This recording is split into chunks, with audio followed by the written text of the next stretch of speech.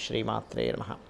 ప్రేక్షకులకి ఆ లలితాంబిక అమ్మవారి యొక్క అనుగ్రహం పరిపూర్ణంగా కలగాలని మనస్ఫూర్తిగా కోరుకుంటూ మనం ఈరోజు చెప్పుకోబోయేటువంటి టాపిక్ ఏమిటి అంటే, ప్రతి ప్రాణి కూడా ఈ భూమి మీద జన్మిస్తుంది అంటే పుణ్యకర్మ పాపకర్మ రెండు ఉంటాయి. అయితే మనము పూర్వజన్మలలో చేసినటువంటి పుణ్యకర్మ చక్కగా దాని యొక్క ఫలితాన్ని ఇస్తూ ఉంటుంది, దాని గురించి ఎటువంటి బాధ లేదు ఎవరికి కూడా. కానీ పాపకర్మ అందరూ చేస్తారు. భూమి మీద పుట్టిన ప్రతి ప్రాణి అందరూ చేస్తారండి, వీళ్ళు చెయ్యరు అనేటువంటిది ఉండదు. కేవలం ఆ మహావిష్ణు అవతారాలకు తప్ప.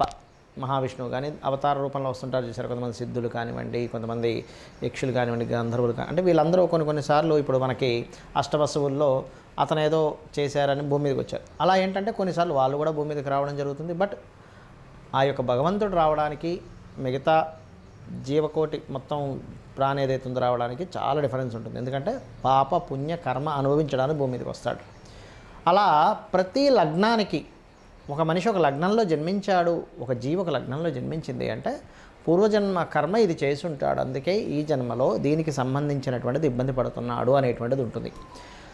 అది ఏమిటి, దాన్ని ఎలా తగ్గించుకోవాలి, దాని ఏ కర్మ చేత దాన్ని క్లియర్ చేసుకుంటే మనం ఈ జన్మలో చేసేటువంటి ప్రయత్నం ముందుకు వెళ్తుంది అనేటువంటి దాని గురించి మనం తెలుసుకుందాం. అదేవిధంగా ఒక్కొక్కసారి మనం ఎన్ని పూజల ప్రయత్నాలు చేస్తున్నా ఎందుకు మనకి ఆ పని అవ్వదు అనే విషయం కూడా నేను మీకు ఎండింగ్లో చెప్తాను. మరి లగ్నము రాశి నక్షత్రం ఏమీ తెలియని వారు కూడా ఎటువంటి పరిహారాలు చేసుకొని ఈ యొక్క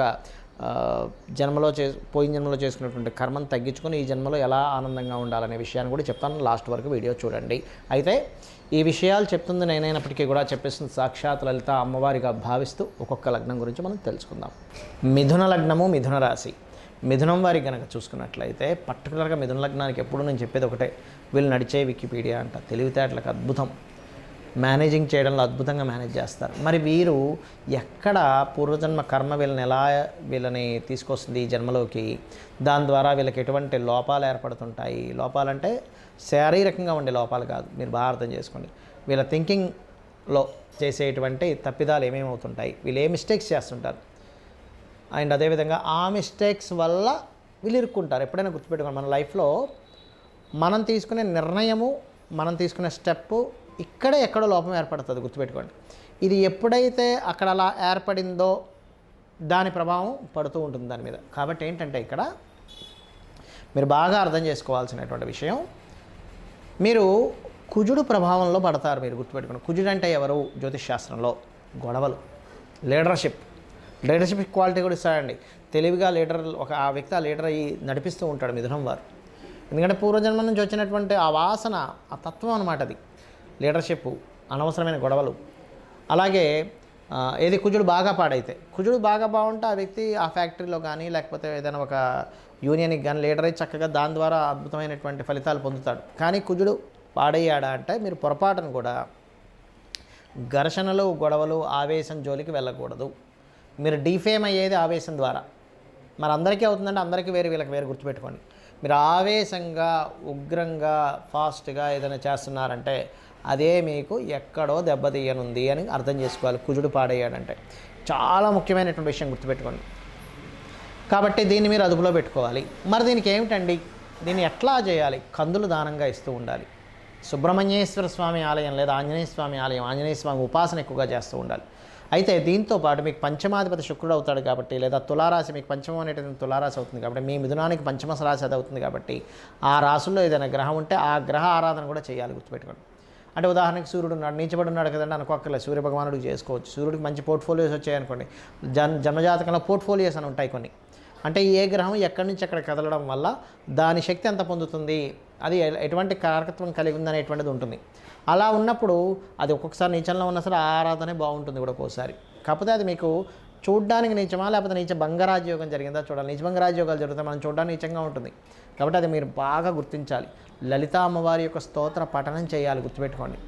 అలా కొంతమందికి శుక్రుడు బాగున్నాడు అనుకోండి, సంతానం కలిగినప్పటి నుంచి వాళ్ళ యొక్క కర్మలు ఇంకో రూపంలో టర్న్ అయిపోతాయి. అంటే ఏమిటి, వీళ్ళు చేయాల్సినంత సంతానానికి వాళ్ళు సేవ చేస్తూ ఉంటారు, వాళ్ళ కోసమని వీళ్ళ కర్మలు అనేవి తొలగిపోతూ ఉంటాయి. అట్లా రకరకాలు ఉంటాయి ఒక్కొక్క జాతకంలో. కాబట్టి ఏంటంటే మీరు ముఖ్యంగా ఏదైనా ఫ్యాక్టరీస్ పెట్టేటప్పుడు కానీ, ఒక గొడవ జరిగేటప్పుడు కానీ, లేదా పవర్ రిలేటెడ్ సంబంధించిన వర్క్స్ చేసేటప్పుడు కానీ గుర్తుపెట్టుకోండి, ఎనీ పవర్, ఎందుకంటే కుజుడు పవర్కి కారకుడు. లేదా అన్నదమ్ముల విషయంలో కానీ తప్పిదం చేయకండి.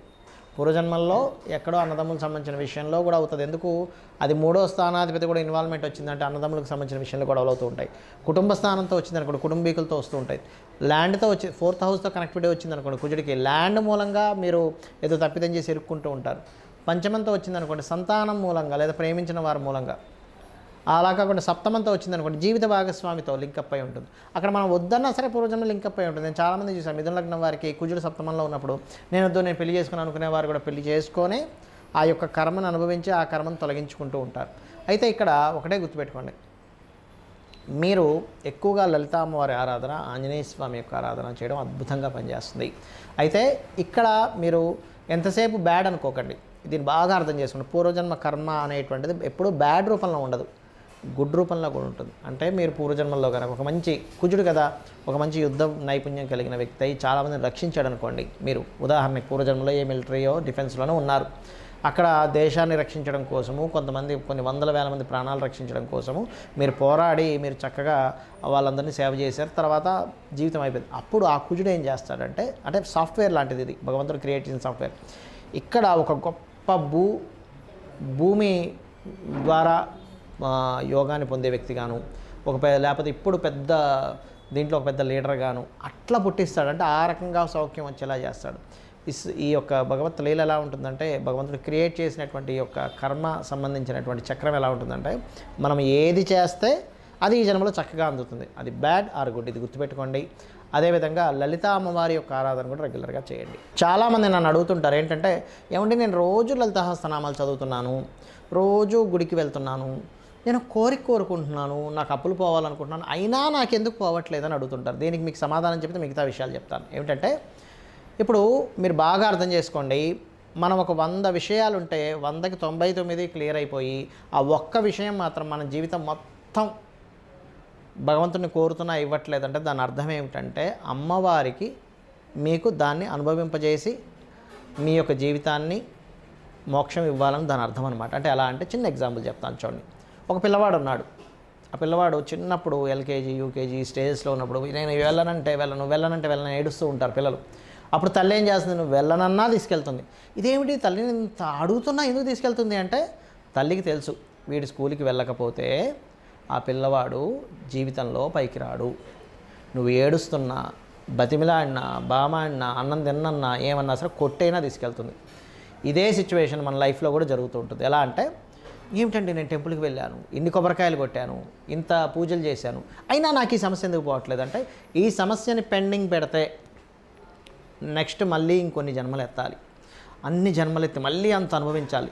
తన భక్తుడిగా తనకి ఇష్టం లేదు, ఇన్ని జన్మలెత్తి మళ్ళీ బాధపడ్డాం, ఈ జన్మలోనే దాన్ని తీసేసేయాలంటే ఇక్కడే అనుభవింపు చేసేద్దాం, కావాలంటే మనోశక్తిని ఇద్దాం, ధైర్యాన్ని ఇద్దాం అని అనుకొని ఏం చేస్తుంది అమ్మవారు, ఆ రకంగా ఆ కర్మ తొలగించడానికి మనం ఎంత కోరినా సరే అది అవ్వనివ్వదు. ఎందుకంటే ఆవిడికి తెలుసు ఇంకొక 100 జన్మలు ఎత్తాలి, లేకపోతే ఇంకో 1000 జన్మలు ఎత్తాలి ఈ కర్మ తొలగించాలంటే. కాబట్టి ఆవిడ ఈ జన్మలోనే కంప్లీట్ చేస్తుంది. మీరు మహాభక్తులైతే కనుక ఇది పరిపూర్ణంగా నమ్మండి. ఇది సత్యము, ఇది అక్షర సత్యం. ఇది నేను చెప్తుంది కాదు, శాస్త్రాల్లో ఉన్నటువంటి విషయం నేను చెప్తుంది. ఇది గుర్తుపెట్టుకోండి. ఇక రెండో విషయం, మాకు నక్షత్రం తెలియదు, రాశి తెలియదు, లగ్నం తెలియదు, ఏమీ తెలియదు, నేనేం చేయాలి? ఒకటే గుర్తుపెట్టుకోండి, శాస్త్రంలో 3 రకాల పద్ధతులు ఉన్నాయి మన పూర్వజన్మ కర్మ తొలగించుకోవడానికి. ఒకటి సూర్య నమస్కారాలు. 100% మీకు సూర్య నమస్కారాలు చేసుకుంటే మీ లగ్నం ఏదైనా కానివ్వండి 100% అది క్లియర్ అవ్వవలసిందే. ఇక రెండవది లలితా సహస్రనామం యొక్క స్తోత్ర పఠనం మీరు చేయండి. 100% లలితా సహస్రనామాల స్తోత్ర పఠనం వల్ల 100% మీరు బయటపడగలుగుతారు. పూర్వజన్మ కర్మ దగ్ధమవుతున్నట్టు లలితా సహస్రనామాల్లోనే ఉంది విషయం. అందరూ చేయొచ్చు. చాలామందికి దీనికి సందేహం ఉంది, ఏమంటే నేను చేయొచ్చో చేయకూడదు, మేము ఫలానా దాంట్లో పుట్టాం దీంట్లో పుట్టాం, ఏం లేదు. అందరికీ అమ్మవారు ఒకటే. నామస్మరణ నామాలు అవన్నీ కాకపోతే గురువు దగ్గర చక్కగా అవి నేర్చుకొని చేయండి, తప్పులు పలక్కండి. లలితా సహస్రనామాల్లో ఒకటి ఉంది ఏంటంటే, ఒక్క నామం 1000 నామాలు కదా, సహస్రనామాలు అంటారు, సహస్ర రహస్య నామాలు అంటారు. అంటే రహస్యంగా అందులో బోల్డ్ అంత శక్తి ఉంది, వేదమంత్రంకి ఉండేటువంటి శక్తి దాంట్లో ఉంది.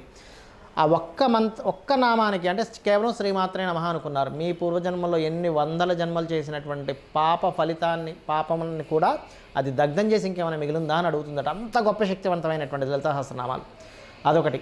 అలాగే ఏదైనా మీకు దగ్గరలో ఆలయాలు, క్షేత్రాలు ఉంటే అక్కడికి వెళ్ళి సేవ చేయండి. ఒళ్ళు వంచి అక్కడ ఏదైనా చెత్త ఉంది పడేసేస్తున్నారు, లేకపోతే అక్కడ ఏదైనా కొంతమంది సహాయం కావాలి, వాళ్ళకి ఏదైనా కావాలి, ఆ సేవ చేయండి. ఆ టెంపుల్లో ఏదైనా మీ యొక్క సేవ చేయండి, డబ్బులు ఇచ్చి చేయడం కాదు, దాని ద్వారా కూడా మన కర్మ తొలగిపోతుందట. ఇది గుర్తుపెట్టుకోండి.